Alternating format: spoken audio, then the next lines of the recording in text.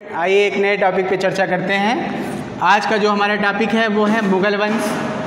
जहाँ तक मुग़ल वंश के शासन का टाइम है तो 1526 से लेके 1857 ये पूरा टाइम मुग़ल वंश से संबंधित है। जहाँ तक मुग़ल वंश से पहले की बात है तो थोड़ा सा एक प्रिम्बल देख लिया जाए। मुग़ल वंश से पहले तो मुग़ल वंश से पहले तमाम ऐसे मुस्लिम शासक हुए जिन्होंने भारत पर आक्रमण किया। वो चाहे अरब आक्रमणकारी हों, चाहे तुर्क आक्रमणकारी हों, चाहे बाद में अफ़गान आक्रमणकारी हों। अफ़गान आदि आक्रमणकारियों ने बारी बारी से भारत पर आक्रमण किया। सबसे पहले आक्रमण की बात करें तुर्क अरब आक्रमणकारी जो होते हैं वो होता है मोहम्मद बिन कासिम। मोहम्मद बिन कासिम ने 712 में भारत पर आक्रमण किया, 712 में, और पहली बार उसने भारतीय राज्य में जो है प्रवेश किया और यहाँ से जो है बहुत सारा धन उपहार वगैरह लूट कर ये अरब ले गया। और पहली बार इस्लामिक संस्कृति का सामना, इस्लामिक नियम कानून का सामना भारत से हुआ पहली बार। और इसके बाद मोहम्मद कासिम के बाद जो अगला आक्रमणकारी आया वो चाहे महमूद गजनबी रहा हो, जिसने लगातार भारत पर 17 बार आक्रमण किए, लगातार 17 आक्रमण करने वाला आक्रमणकारी। तो यहाँ से भी कभी कभी क्वेश्चन बन जाता है और पूछा भी जाता है कि किसने भारत पर लगातार 17 बार आक्रमण किए। तो आप बता सकते हो कि महमूद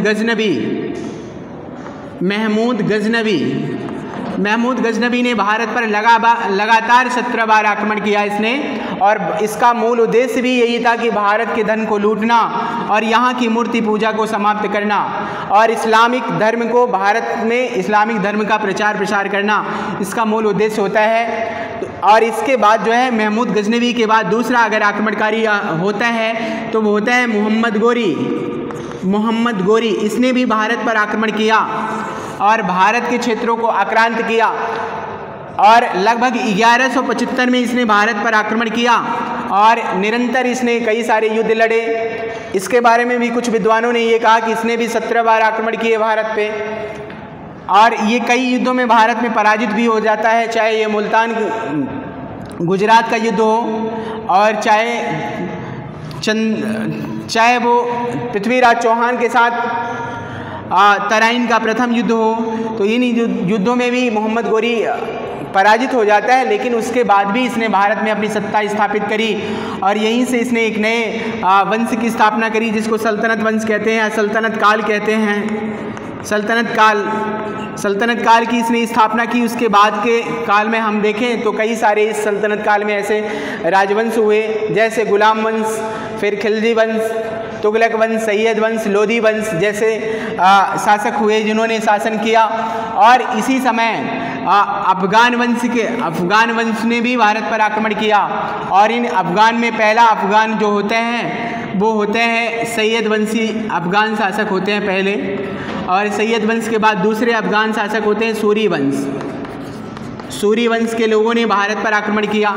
तो सैयद वंश ये पहला अफ़गान वंश होता है और दूसरा अफ़गान वंश जो होता है वो सूरी वंश होता है। जानते रहिएगा, एक प्रिम्बल की तरह हम इसको बता रहे हैं। आप अच्छे से अगर इसको याद कर लोगे तो यहाँ से आने वाला जो क्वेश्चन होगा वो आपसे कभी गलत नहीं हो सकता। तो सल्तनत काल में हमने देखा कि वो गुलाम वंश से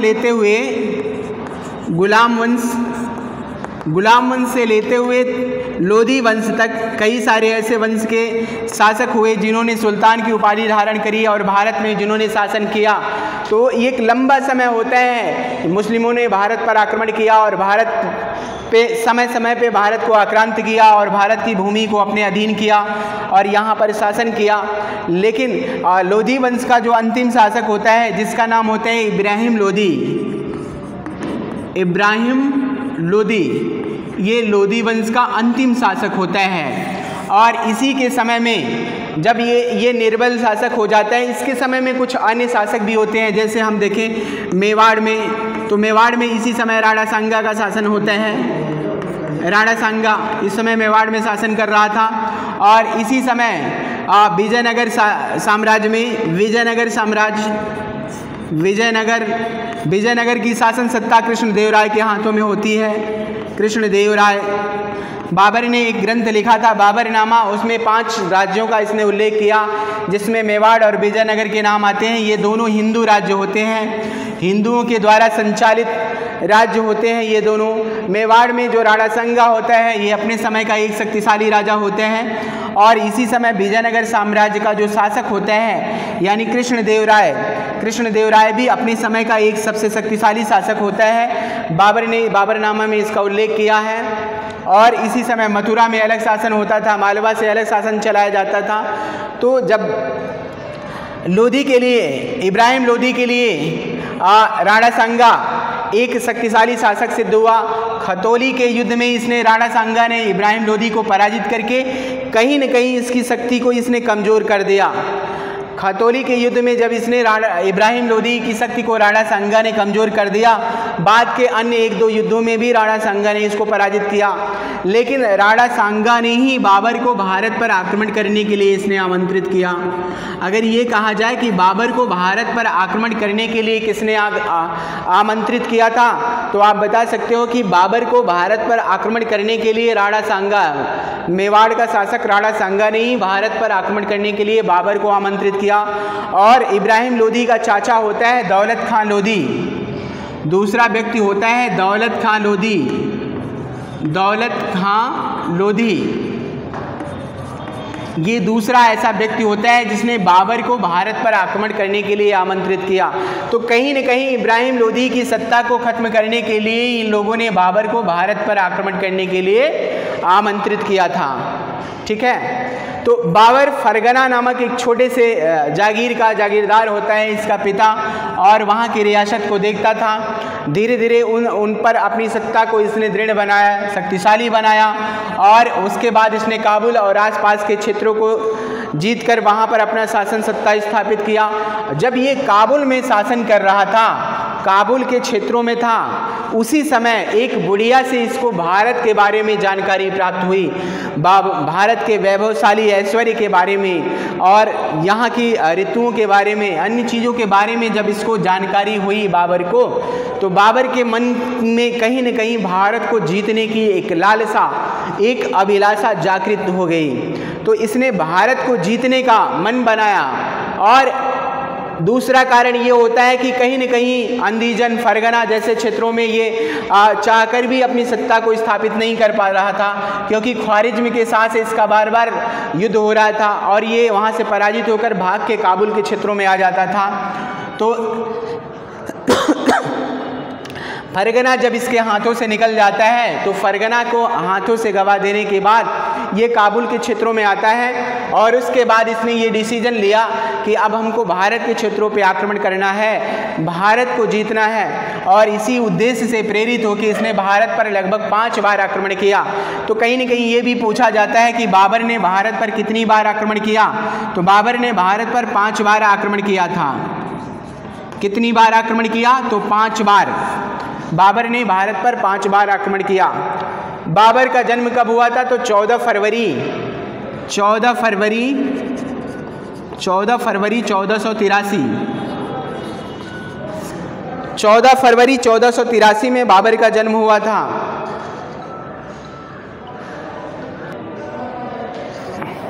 आइए आगे देखते हैं। तो बाबर का जन्म 14 फरवरी 1483 में फरगना के अंदीजन में इसका जन्म हुआ था। और बाबर मातृपद से चंगेज खां का 14वां वंशज, चंगेज खां का 14वां वंशज,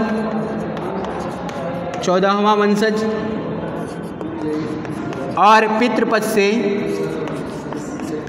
से तैमूरलंग का 5वां वंशज, तैमूरलंग का 5वां वंशज।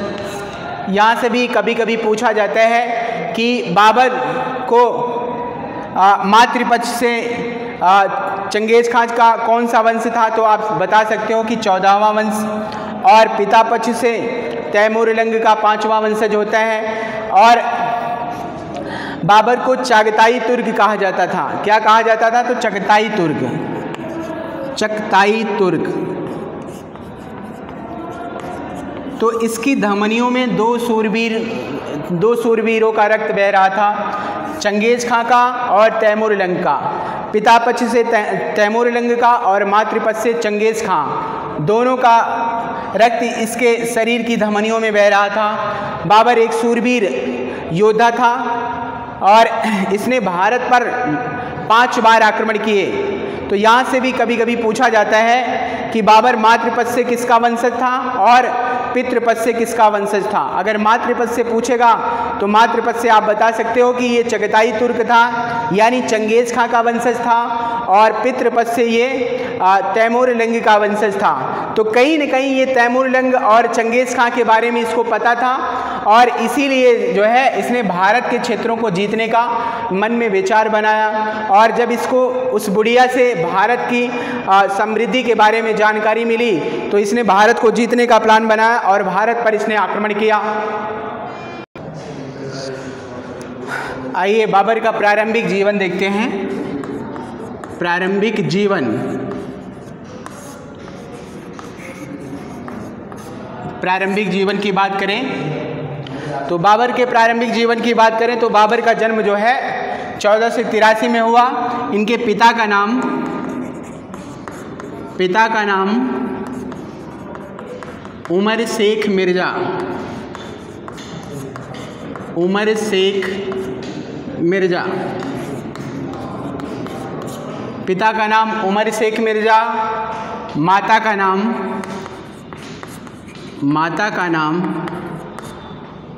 कुतलूब निगार खानम। पिता का नाम उमर शेख मिर्ज़ा और माता का नाम कुतलूब निगार खानम था। और 1494 में जब इसके पिता उमर शेख मिर्ज़ा की मृत्यु हो जाती है, लगभग 11 वर्ष की अवस्था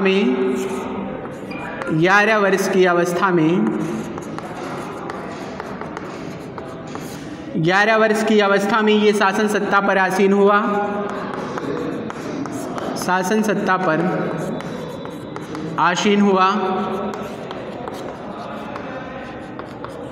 11 वर्ष की अवस्था में ये शासन सत्ता पर आसीन हुआ, लेकिन शासन सत्ता मिलना इसके लिए एक चुनौतीपूर्ण हो गया और लगभग 11 वर्ष प्रारंभिक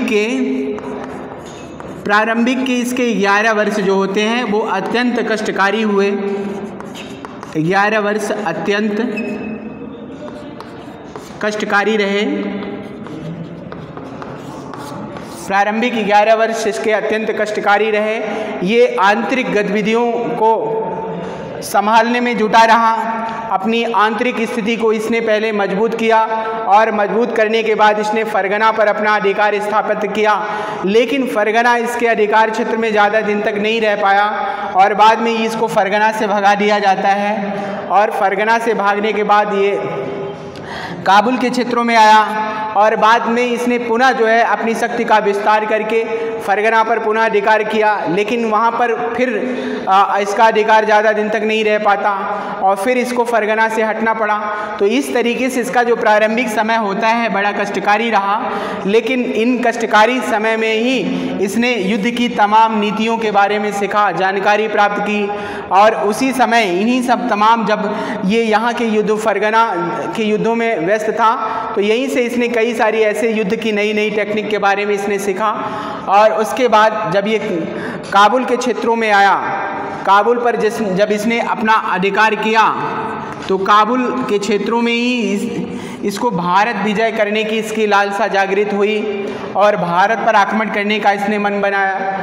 और जब इसने भारत पर आक्रमण किया तो तत्कालीन परिस्थितियों को अगर देखा जाए, जब बाबर ने भारत पर आक्रमण किया तो उस समय जो है दक्षिण के क्षेत्रों में कई सारे ऐसे राजवंश होते हैं जिसमें अहमदनगर, बीजापुर, गोलकुंडा, बरार, बीदर, ये सारे ऐसे कई राज्य होते हैं। अहमदनगर, बीजापुर, गोलकुंडा,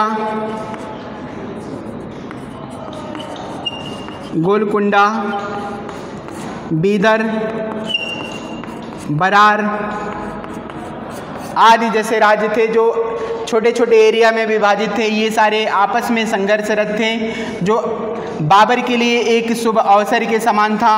और वैसे ही अगर उत्तर भारत में देखा जाए तो उत्तर भारत में राणा सांगा जिसने मेवाड़ पर शासन किया था, और दिल्ली पर इब्राहिम लोधी, और वहीं पर इब्राहिम लोधी का चाचा दौलत खां लोधी। जौनपुर का शासक अलग शासन करता था। तो इस तरीके से कहीं न कहीं जो तत्कालीन परिस्थितियां होती हैं वो इसके लिए अनुकूल थी, और छोटे छोटे अन्य राज्यों में बिखरे हुए ये सारे शासक कहीं न कहीं आपस में संघर्षशील थे और बराबर में एक दूसरे से युद्ध किया करते थे, और इसी युद्ध के कारण इनकी जो शक्ति थी वो कहीं न कहीं कमज़ोर हो गई थी, और ये बाबर के लिए एक शुभ अवसर के समान था। और इसी का फ़ायदा उठाकर बाबर ने भारत पर आक्रमण किया। बाबर ने भारत पर जो आक्रमण किया तो वो टाइम था 1519 में बाबर ने भेरा और बाजरा के युद्ध में जो है पहली सफलता प्राप्त की, और यहीं पर पहली बार इसने तोपों का प्रयोग किया था।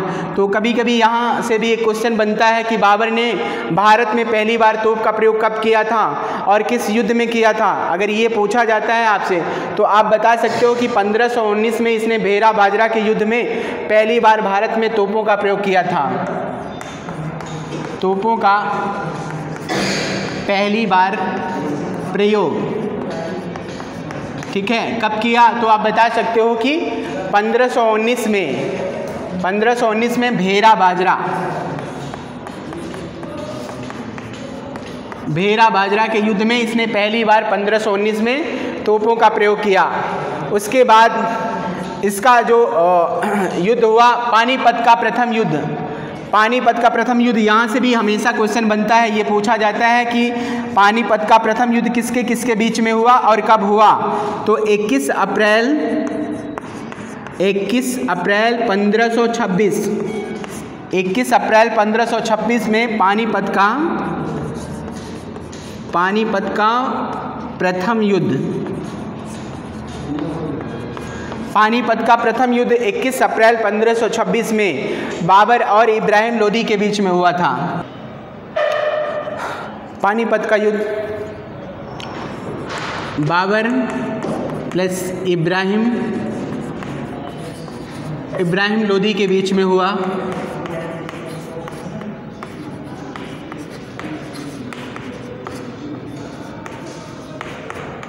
ये बड़ा इंपॉर्टेंट युद्ध है, हमेशा पूछा जाता है कि पानीपत का प्रथम युद्ध किसके किसके बीच हुआ था।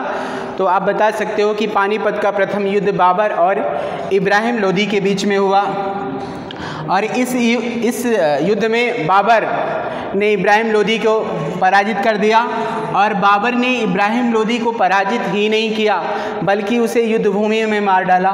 तो यहाँ से भी ये क्वेश्चन बनता है कि कौन सा ऐसा सुल्तान होता है जिसकी मृत्यु युद्ध भूमि में हुई। युद्ध भूमि में किसकी मृत्यु हुई थी? युद्ध भूमि में किस शासक की मृत्यु हुई? किस शासक की मृत्यु हुई?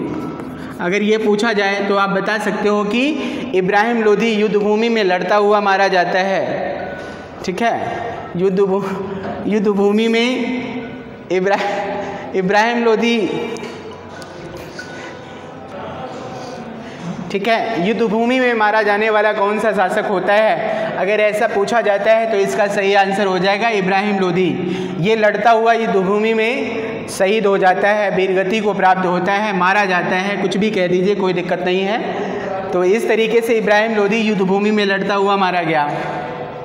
बाबर की ये भारत में पहली सफलता एक युगांतकारी सफलता होती है, और इसी के बाद बाबर ने जो है भारत में एक नए वंश की स्थापना करी जिसका नाम होता है मुगल वंश, ठीक है। पानीपत की युद्ध में सफलता के बाद ही बाबर ने भारत में एक नए वंश की स्थापना करी, मुगल वंश, और ये भारत में जो है इसकी सैन्य सफलता का ये पहला सबसे बड़ा जो है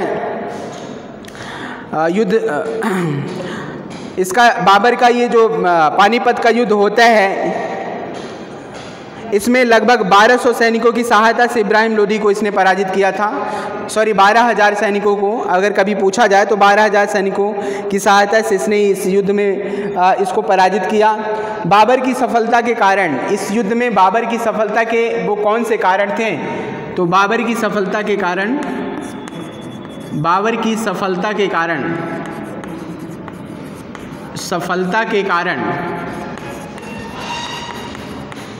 की इस युद्ध में सफलता के वो कौन से कारण रहे? ये कभी कभी पूछा जाता है कि पानीपत के युद्ध में बाबर की सफलता के कौन से कारण रहे। तो अगर कारण की बात करेगा तो बता सकते हैं कि बाबर का तोपखाना और उसकी युद्ध नीति, मुख्यतः तुगलमा युद्ध नीति का प्रयोग और उसकी सेनापति की योग्यता इसके मुख्य कारण रहे। बाबर की सफलता के मुख्य कारण पूछता है तुगलमा युद्ध नीति, तुगलमा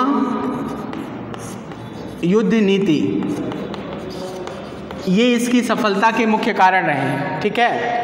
और बाबर का सुसज्जित तोपखाना, ठीक है, बाबर का सुसज्जित तोपखाना कहीं न कहीं बाबर की सफलता के कारण रहे। बाबर ने इसी के द्वारा जो है इब्राहिम लोदी को पराजित किया था। तो जब कभी अगर आपसे पूछे कि पानीपत के युद्ध में सफलता का मुख्य कारण क्या था, तो आप बता सकते हो। चूँकि बाबर के पास एक अच्छा तोपखाना और बंदूकें थी, जबकि इब्राहिम लोदी के पास अगर देखा जाए तो इसका अभाव था। बाबर ने अपनी सेना की सुरक्षा की समुचित व्यवस्था की थी और अपने तुगलमा घुड़सवारों का प्रयोग उस समय पर और ठीक ढंग से इसने किया था, जबकि इब्राहिम लोदी के पास युद्ध का तरीका पुराना था। इब्राहिम लोदी की सेना के हाथी और उसके हाथी उसके लिए हानिकारक सिद्ध हुए, क्योंकि देखिए हाथियों की जहाँ तक बात है, युद्ध में कहीं न कहीं पहले हाथियों का प्रयोग किया जाता था। ज़्यादा से ज़्यादा शासक हाथियों का प्रयोग करते थे, हाथियों पे चढ़कर युद्ध किया करते थे। लेकिन बाबर ने जो युद्ध पद्धति अपनाई, उसने तुगलमा पद्धति के द्वारा जो युद्ध किया, इसने तोपों को सजाने की विधि अपना दी। तोपों को इसने सजाया अच्छे से, एक तरफ इसने पैदल सेना को लगाया, एक तरफ घुड़सवार सेना को लगाया, आगे कुछ ऐसी व्यवस्था इसने की बीच में जगह छोड़कर, जिसके द्वारा इसने इब्राहिम लोदी को पूरी तरह से युद्ध भूमि में फंसा लिया। और यही युद्ध इसके लिए जो है एक निर्णायक युद्ध हुआ। और कहीं न कहीं इब्राहिम लोदी की सेना, जिनमें उस हाथी ज़्यादा हुआ करते थे, उसके लिए विनाशकारी सिद्ध हुआ, क्योंकि बाबर की तोपखाना और गोला बारूद के सामने ये इनका सामना नहीं कर पाए और कहीं न कहीं घबरा कर ये भागने लगे और बाबर ने इनके ऊपर अपना अधिकार स्थापित कर लिया। और इसीलिए कहा जाता है, इनके बारे में लिखा गया कि वह एक ऐसा अनुभवहीन जवान आदमी था जो अपनी गतिविधियों के प्रति लापरवाह था, जो बिना किसी व्यवस्था के आगे बढ़ता जाता था और बिना किसी कारण के रुकता और लौटता चला जाता था। ये इब्राहिम लोदी के लिए कहा गया है। ठीक है। कभी अगर आपसे पूछे ये कमेंट किसके लिए किया गया है, तो इब्राहिम लोदी के लिए किया गया है। तो कहीं न कहीं अगर कहा जाए तो इस युद्ध में बाबर ने जिस सुसज्जित सैन्य प्रणाली को अपनाया, वो सैन्य प्रणाली इब्राहिम लोदी के पास नहीं थी। इब्राहिम लोदी कहीं न कहीं अपनी पुरानी युद्ध नीति के द्वारा ही युद्ध किया और यही इसके युद्ध में पतन का कारण होता है और इसी के कारण इब्राहिम लोदी पराजित हो जाता है। तो कभी भी अगर आपसे पूछे कि इब्राहिम लोदी की युद्ध में हार का क्या कारण होता है, तो आप बता सकते हो कि तुगलमा पद्धति और बाबर का सुसज्जित तोपखाना, ये इसकी विजय का कारण रहा। पानीपत के बाद बाबर का अगला जो युद्ध होता है वो खनवा का युद्ध या खानवा का युद्ध होता है। ये 17 मार्च 1527 में होता है। 17 मार्च 1527 खानवा का युद्ध बाबर का अगला युद्ध। चूँकि बाबर ने जब भारत में इब्राहिम लोदी को पानीपत के मैदान में हराया, तो पानीपत के युद्ध में जब इसकी पराजय हो जाती है इब्राहिम लोदी की, तो भारत में बाबर का अगला जो शत्रु होता है वो होता है राणा सांगा मेवाड़ का शासक, मेवाड़ का शासक राणा सांगा, राणा सांगा। चूंकि राजपूताने के क्षेत्र में राणा सांगा ही होता है जो इन क्षेत्रों पे शासन कर रहा था, तो हो न हो राणा सांगा के मन में ये बात चल रही थी कि राणा सांगा जानता था कि बाबर भारत में इब्राहिम लोदी को पराजित करने के बाद ये क्षेत्र ऐजे आक्रांत करके छोड़कर वापस चला जाएगा, और जब ये क्षेत्र ये छोड़कर वापस चला जाएगा तो इसके जाने के बाद ये सारा क्षेत्र राणा सांगा के अधिकार में आएगा। लेकिन राणा सांगा जैसा सोचता था वैसा हुआ नहीं।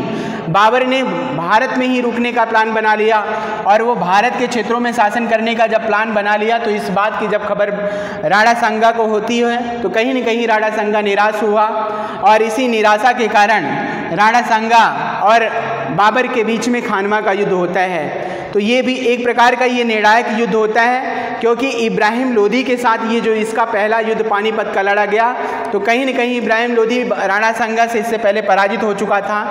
और जहाँ तक राणा सांगा की बात है तो राणा सांगा के बारे में और इसकी प्रसिद्धि के बारे में बाबर को इससे पहले भी जानकारी हो चुकी थी।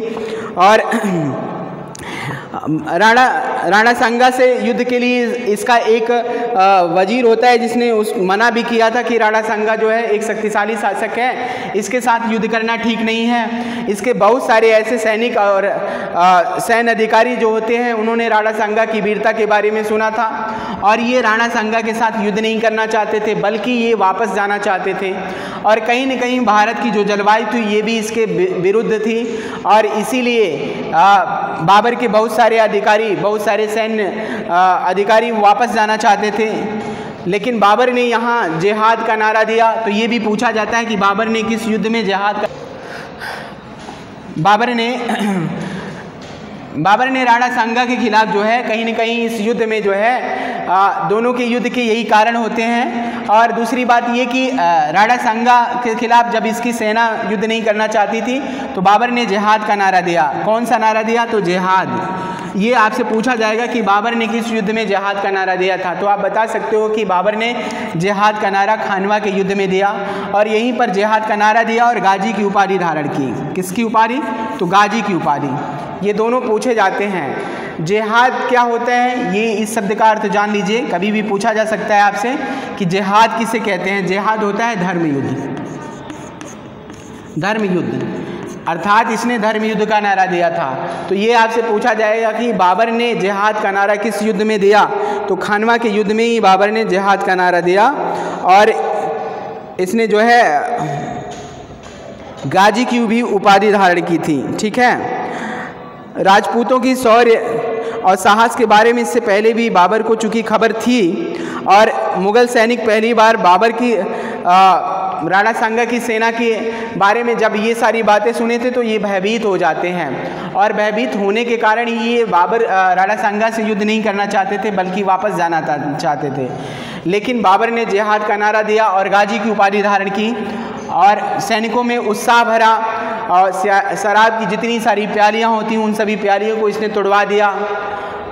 और उसके बाद बाबर और राणा सांगा के बीच में जब खानवा का युद्ध होता है तो इस युद्ध में राणा सांगा पराजित हो जाता है, और ये भी युद्ध जो है बाबर के ही पक्ष में रहा। तो इस तरीके से राणा सांगा की पराजय हुई। तो ये अगर आपसे पूछा जाए कि खानवा के युद्ध में किसकी पराजय हुई, तो खानवा के युद्ध में राणा सांगा की पराजय हुई थी। राणा सांगा। ठीक है। खानवा के युद्ध में किसकी पराजय हुई, तो खानवा के युद्ध में राणा सांगा की पराजय हुई थी। ठीक है। जब कभी पूछा जाए तो आप बता सकते हो।